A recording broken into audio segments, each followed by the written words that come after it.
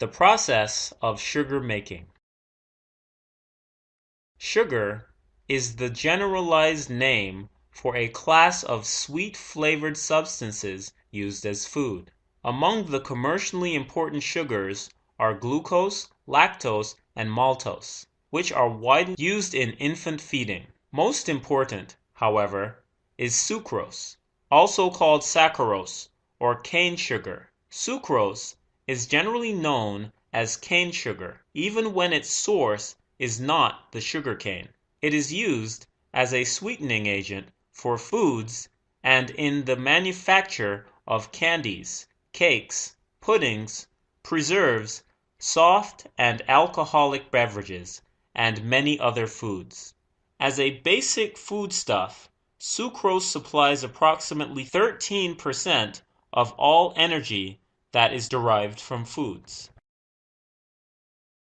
Sucrose is presented in limited quantities in many plants, including various palms and the sugar maple, but only exists in sufficient concentrations for efficient extraction in sugarcane and sugar beet. More than half of the world's sugar supply is obtained from the sugarcane, which is grown in tropical and subtropical climates.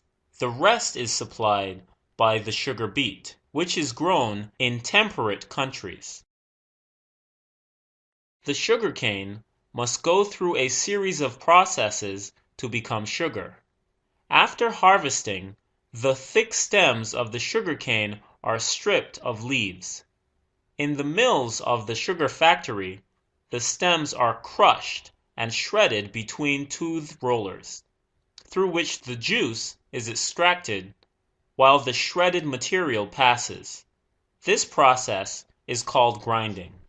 During grinding, hot water is sprayed over the crushed material to dissolve out some of the remaining sugar.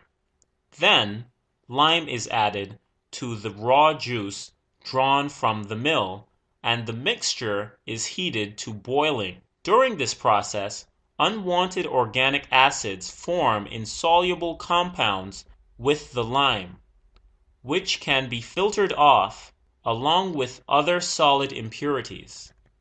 Often the juice is treated with gaseous sulfur dioxide to bleach it and is then passed through filter presses.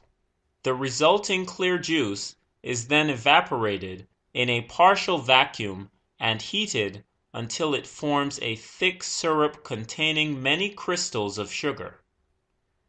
The dense mass of crystals and syrup is known as massicuite. The massicuite is placed in a centrifuge whose walls are pierced by small holes through which the syrup, called molasses, is forced out during centrifuging. The yellowish or brown sugar removed during centrifuging process is called first sugar or raw sugar. The raw sugar has uses for some manufacturers. Yet to be used for food, it has to be refined further. Therefore, the raw sugar will be sprayed with water to remove any molasses that may have clung to the crystals, and is then moved to the refinery. The molasses may be boiled again and re-evaporated in an attempt to crystallize out some of the rich sucrose content of this liquid. In modern cane sugar manufacture, however, the syrup is usually crystallized only once. The molasses is a valuable byproduct of the sugar industry, being used in the manufacture of ethyl alcohol and rum, as a table syrup and food flavoring, as food for farm animals, and in the manufacture of several processed tobaccos. Sugar can also be manufactured from the roots of the sugar beet, the leaves and tops being removed after harvesting and used as stock feed.